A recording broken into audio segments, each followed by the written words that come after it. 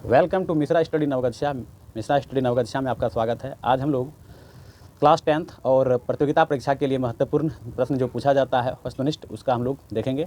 सबसे पहला यहाँ पर देख रहे हैं चैप्टर है अर्थव्यवस्था और आजीविका, जिसका मतलब हुआ इकोनॉमी एंड लाइवलीहुड। तो सबसे पहला क्वेश्चन देखिए क्या दिया है कि भारत में पहली सूती मिल कहाँ स्थापित की गई थी। तो ए नंबर है सूरत, बी है मुंबई, सी अहमदाबाद, डी कोलकाता। तो इसका सही विकल्प हमारा हो जाएगा ऑप्शन नंबर बी, अर्थात मुंबई में। अगला प्रश्न है सेफ्टी लैंप का आविष्कार किसने किया। तो ऑप्शन नंबर ए है हम्फ्री डेवी, बी है जॉर्ज स्टीफेंसन, सी है जेम्स वॉट, डी है क्रॉम्पटन। तो इसका सही आंसर हो जाएगा ए, हम्फ्री डेवी ने। अगला प्रश्न है कि अंतर्राष्ट्रीय मजदूर दिवस कब मनाया जाता है। तो इसका ऑप्शन नंबर ए है 1 अप्रैल, बी है 1 मई, सी है 1 जून, डी है 1 जुलाई। तो इसका सही आंसर जो हो जाएगा वो हमारा हो जाएगा 1 मई, अर्थात बी ऑप्शन सही होगा। आगे बढ़ते हैं। आगे देखिए, अगला प्रश्न है Tata iron and steel company की स्थापना की गई, यानी कि कब की गई थी। तो ऑप्शन नंबर ए दिया है 1854, बी है 1907, सी है 1915 और डी है 1923। तो इसका सही विकल्प क्या होगा। इसका सही विकल्प हो जाएगा बी, अर्थात 1907 में जो है स्थापना किया गया था इसका। अब इसको याद कैसे रखा जाए, तो आप लोग जान लीजिए कि धोनी के जो जर्सी का नंबर है 7, इसलिए जो है Tata iron and steel company की स्थापना 1907 में किया गया था। अगला प्रश्न है वाष्प चालित रेल इंजन का आविष्कार किया गया था। तो किसके द्वारा किया गया था। ऑप्शन नंबर ए अब्राहम डर्बी ने, जेम्स वॉट ने, सी नंबर है जॉर्ज स्टीफेंसन ने, या डी है रॉबर्ट फुल्टन ने। तो किसने किया था। इसका सही आंसर हो जाएगा option number C, George Stephenson ने। अगला प्रश्न है कि मुंबई में प्रथम सूती कपड़ा मिल किस वर्ष स्थापित की गई। ऑप्शन नंबर ए है 1850, बी है 1852, सी है 1854, डी है 1858। तो क्या होना चाहिए इसका सही विकल्प। तो इसका सही विकल्प हो जाएगा ऑप्शन नंबर सी, अर्थात 1854 में जो है स्थापित किया गया था। अब आगे बढ़ते हैं। अगला प्रश्न है कि इंग्लैंड में सभी स्त्री एवं पुरुषों को वयस्क मताधिकार कब प्राप्त हुआ। ऑप्शन नंबर ए है 1838, बी है 1881, सी है 1918 और डी है 1932। तो इसका सही विकल्प क्या होना चाहिए। तो इसका सही विकल्प हमारा हो जाएगा ऑप्शन नंबर सी, अर्थात 1918। अगला प्रश्न है कि भारत के लिए पहला फैक्ट्री एक्ट कब पारित हुआ। ऑप्शन नंबर ए 1838, बी है 1858, सी है 1881, डी है 1911। तो क्या होना चाहिए इसका सही विकल्प, आप लोग गैस कीजिए। इसका सही विकल्प हो जाएगा 1881। अगला प्रश्न है कि स्पिनिंग जेनी का आविष्कार कब हुआ। Option number A 1769, option number B 1770, C 1773 या डी 1775। तो इसका सही विकल्प हो जाएगा ऑप्शन नंबर बी 1770।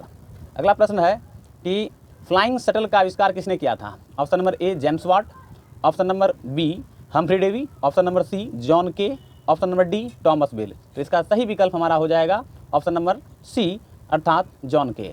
अगला प्रश्न है कि भारत में पहली जूट मिल कहाँ स्थापित की गई थी। Option number A Calcutta, option number B Delhi, option number C Bombay, option number D Patna. तो इसका सही विकल्प हमारा हो जाएगा ऑप्शन नंबर ए, कोलकाता में। अगला प्रश्न है पावर लूम का आविष्कार किसने किया। Option number A James Watt, option number B John Kay, option number C Edmund Cartwright, option number D Crompton. तो किसने किया था इसका आविष्कार। तो इसका आविष्कार किया था ऑप्शन नंबर सी हो जाएगा एडमंड कार्टराइट। अगला प्रश्न देखिए क्या है। अगला प्रश्न है बोनस भुगतान अधिनियम किस पंचवर्षीय योजना के दौरान बना।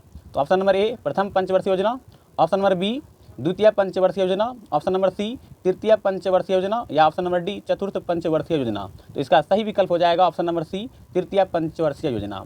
अगला प्रश्न है कि अंतर्राष्ट्रीय श्रमिक संगठन का मुख्यालय कहाँ है। तो ऑप्शन नंबर ए है Paris, B Washington DC, option number C Rome या ऑप्शन नंबर डी जेनेवा। तो इसका सही विकल्प हो जाएगा ऑप्शन नंबर डी, अर्थात जेनेवा।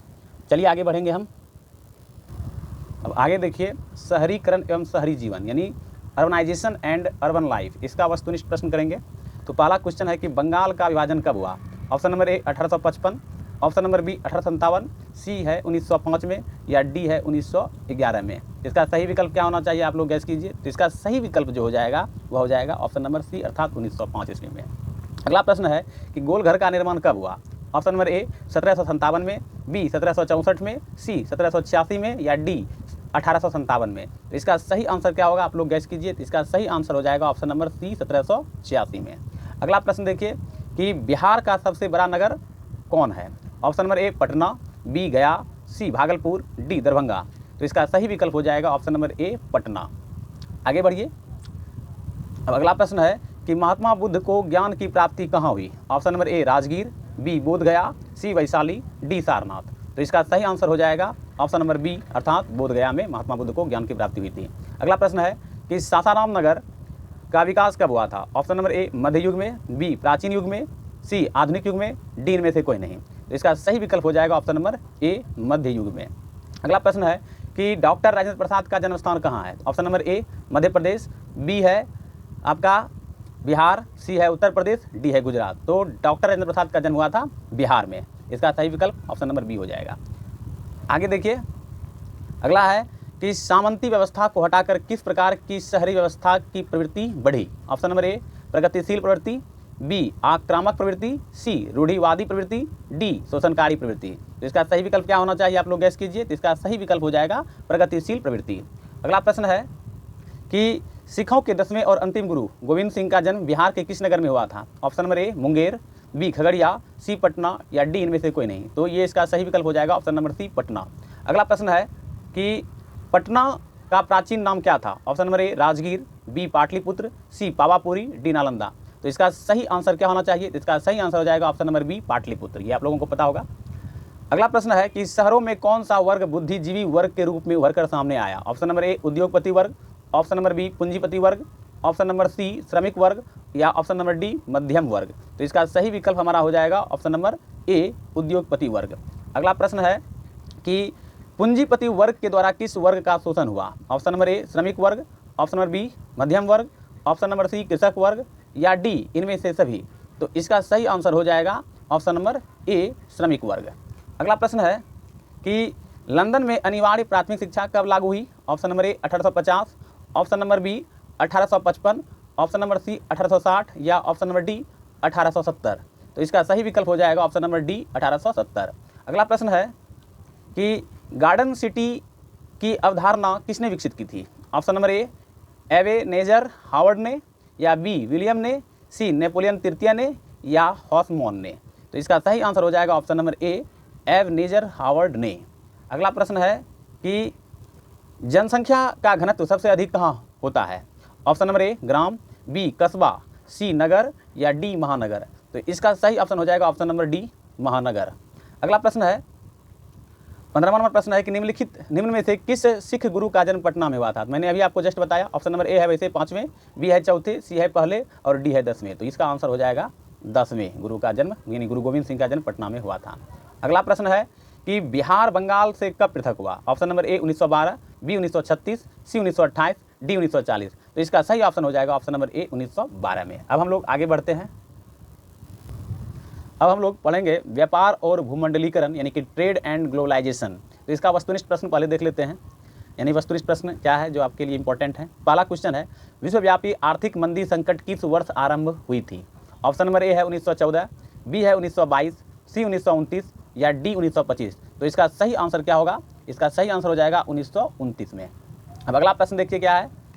अगला प्रश्न है एशिया और यूरोप के बीच कौन प्राचीन स्थल व्यापारिक मार्ग था? ऑप्शन नंबर ए सूती मार्ग, बी रेशम मार्ग, सी उत्तरी पथ, डी दक्षिणी पथ। तो इसका सही ऑप्शन हो जाएगा ऑप्शन नंबर बी अर्थात रेशम मार्ग। अगला क्वेश्चन है कि द्वितीय महायुद्ध के बाद यूरोप में कौन सी संस्था का उदय आर्थिक दुष्प्रभावों को समाप्त करने के लिए हुआ? ऑप्शन नंबर ए है सार्क, बी है नाटो, सी है ओपेक, डी है यूरोपीय संघ। तो इसका सही आंसर हो जाएगा यूरोपीय संघ। चलिए अब आगे बढ़ते हैं। अब अगला प्रश्न देखिए क्या दिया है कि विश्व व्यापार संगठन का मुख्यालय कहाँ है? ऑप्शन नंबर ए है जेनेवा यानी कि Geneva, B Paris, C New York, D Washington. तो इसका सही विकल्प क्या होना चाहिए? तो इसका ऑप्शन हो जाएगा ए अर्थात जेनेवा में है विश्व व्यापार संगठन का मुख्यालय। अगला प्रश्न है विश्व व्यापार संगठन की स्थापना किस वर्ष हुई? Option number A 1992, B 93, C 1994, D 1995। तो इसका सही विकल्प क्या होना चाहिए? इसका सही विकल्प हो जाएगा ऑप्शन नंबर डी अर्थात 1995। अगला प्रश्न है कि आर्थिक संकट के कारण यूरोप में कौन सी नई शासन प्रणाली का उदय हुआ? ऑप्शन नंबर ए है साम्यवादी शासन प्रणाली, बी है लोकतांत्रिक शासन प्रणाली, सी है फासीवादी नाजीवादी शासन प्रणाली, या डी है पूंजीवादी शासन प्रणाली। तो इसका सही विकल्प क्या होना चाहिए? आप लोग गैस कीजिए। इसका सही विकल्प हो जाएगा फासीवादी नाजीवादी शासन प्रणाली ऑप्शन नंबर सी। चलिए अब अगला क्वेश्चन देखते हैं। अगला क्वेश्चन है कि आधुनिक युग में अर्थव्यवस्था के क्षेत्र में होने वाली सबसे बड़ी क्रांति क्या थी? ऑप्शन नंबर ए है वाणिज्यिक क्रांति, बी है औद्योगिक क्रांति, सी है साम्यवादी क्रांति या डी भौगोलिक खोजें। तो इसका सही विकल्प हो जाएगा ऑप्शन नंबर बी औद्योगिक क्रांति। चलिए आगे क्वेश्चन देखिए। अगला क्वेश्चन क्या है? अगला क्वेश्चन है कि भूमंडलीकरण की शुरुआत किस दशक में हुई? ऑप्शन नंबर ए 1990 के दशक में, बी 1960 के दशक में, सी 1970 के दशक में या डी 1980 के दशक में। तो इसका सही विकल्प हो जाएगा ऑप्शन नंबर ए 1990 के दशक में। चलिए अगला क्वेश्चन है कि ब्रेटन वुड सम्मेलन किस वर्ष हुआ? ऑप्शन नंबर ए 1947, बी 1948, सी 1944 या डी 1952। तो क्या होना चाहिए सही विकल्प इसका? आप लोग बताइए। इसका सही विकल्प होगा ऑप्शन नंबर सी 1944। चलिए अगला प्रश्न देखते हैं क्या है। अगला प्रश्न है गिरमिटिया किसे कहा जाता है? ऑप्शन नंबर ए अनुबंधित मजदूर को, बी रोगियों को, सी छिपकलियों को, डी अंग्रेजों को। तो इसका सही विकल्प क्या होगा? ऑप्शन नंबर ए हो जाएगा अनुबंधित मजदूरों को। ठीक है, अगला प्रश्न आप देखिए क्या है कि गिरमिटिया मजदूर बिहार के किस क्षेत्र में भेजे जाते थे? ऑप्शन नंबर ए पूर्वी क्षेत्र, बी पश्चिमी क्षेत्र, सी उत्तरी क्षेत्र या डी दक्षिणी क्षेत्र। तो इसका सही विकल्प हो जाएगा ऑप्शन नंबर बी पश्चिमी क्षेत्र। अगला प्रश्न है कि भारत सदस्य नहीं है। अब आप देख लीजिए यहाँ पर पहला नंबर है ए नंबर दक्षेस का, बी ओपेक का, सी G15 का, डी WTO का। तो इसका सही ऑप्शन हो जाएगा ऑप्शन नंबर बी ओपेक का। चलिए अब आगे बढ़ते हैं। अब आगे देखिए हम लोग जानेंगे प्रेस संस्कृति और राष्ट्रवाद यानी प्रेस कल्चर एंड नेशनलिज्म। इसका वस्तुनिष्ठ प्रश्न देखते हैं क्या है जो आगामी एग्जाम में पूछा जाएगा आप लोगों के लिए। बहुत ही इंपॉर्टेंट क्वेश्चन है, इसलिए आप लोग वीडियो में बने रहें। पहला क्वेश्चन है किसने कहा मुद्रण ईश्वर की दी हुई महानतम देन है, सबसे बड़ा तोहफा? Option number A Mahatma Gandhi, B Martin Luther, C Muhammad पैगंबर, डी ईसा मसीह। तो इसका सही विकल्प हमारा हो जाएगा option number B Martin Luther ने कहा था। अगला प्रश्न है विश्व में सर्वप्रथम मुद्रण की शुरुआत कहाँ हुई? Option number A Bharat, B Japan, C चीन, डी अमेरिका। तो इसका सही ऑप्शन हमारा हो जाएगा ऑप्शन नंबर सी चीन में सबसे पहले मुद्रण का शुरुआत हुआ था। अगला प्रश्न मुद्रण का आविष्कार कहाँ हुआ? तो चूंकि अगला क्वेश्चन मैंने बताया 2 नंबर का अभी जस्ट विश्व में सर्वप्रथम मुद्रण की शुरुआत कहाँ हुई, अब मुद्रण का आविष्कार कहाँ हुआ? तो option number A Bharat, B Japan, C चीन, डी अमेरिका। तो इसका भी सही ऑप्शन हमारा चीन ही होगा, जहाँ पर मुद्रण की शुरुआत हुई वहीं पर आविष्कार भी हुआ। अगला प्रश्न है कि भारतीय समाचार पत्रों के मुक्तिदाता के रूप में भारत के कौन गवर्नर जनरल विख्यात हैं? Option number A Lytton, B Wellesley, C William Bentinck, D Charles Metcalfe. तो इसका सही ऑप्शन हो जाएगा option number D Charles Metcalfe. अगला क्वेश्चन है मार्टिन लूथर कौन थे? ए दार्शनिक, बी राजनीतिज्ञ, सी धर्म सुधारक, डी समाज सुधारक। तो इसका सही ऑप्शन हो जाएगा ऑप्शन नंबर सी धर्म सुधारक। अगला प्रश्न है रूसो कहाँ का दार्शनिक था? Option number A France, B रूस, सी अमेरिका, डी इंग्लैंड। तो इसका सही ऑप्शन हो जाएगा ऑप्शन नंबर ए अर्थात फ्रांस। अगला प्रश्न है गुटेनबर्ग का जन्म हुआ था। तो गुटेनबर्ग का जन्म ऑप्शन नंबर ए है अमेरिका में, बी जर्मनी में, सी जापान में, डी इंग्लैंड में। तो इसका सही ऑप्शन हमारा हो जाएगा ऑप्शन नंबर बी जर्मनी में। अगला प्रश्न है हिंदुस्तान रिव्यू का प्रकाशन किसने आरंभ किया? Option number A Ramkrishna Varma, B Shri Krishna Singh, C Mazharul Haq, D सच्चिदानंद सिंह। तो इसका सही ऑप्शन क्या होगा आप लोग बताइए गेस करके। इसका ऑप्शन सही रूप में हो जाएगा ऑप्शन नंबर डी सच्चिदानंद सिंह। अगला प्रश्न है कि कागज का आविष्कार किस देश में हुआ? ऑप्शन नंबर ए चीन, B Germany, C Japan, D Rome. तो इसका सही ऑप्शन हो जाएगा ऑप्शन नंबर ए चीन में कागज का आविष्कार पहले हुआ था। अगला प्रश्न 10वां नंबर क्वेश्चन है महात्मा गांधी ने किस पत्र का संपादन किया? Option number A Commonwealth, B Young India, C Bengali, D Bihari. तो इसका सही ऑप्शन हो जाएगा बी नंबर हो जाएगा अर्थात यंग इंडिया।